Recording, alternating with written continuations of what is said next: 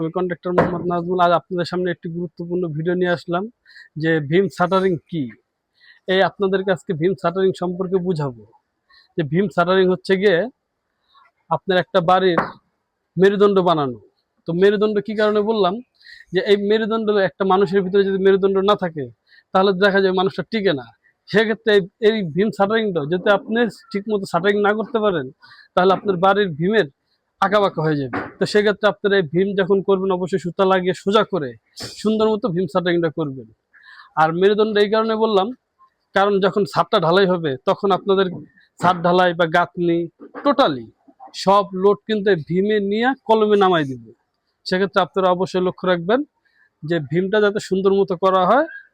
হ্যাঁ, আর যদি ভীমে যদি ঝামেলা হয় তাহলে পুরো বিল্ডিং মানে 5 টাকার জন্য 5 লক্ষ টাকার ক্ষতি।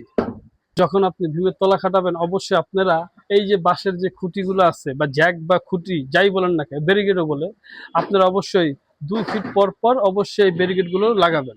কারণ 2 ফিটের বেশি যদি দেন তাহলে দেখা যায় ঢালাইয়ের চাপে ঝুলে যেতে পারে।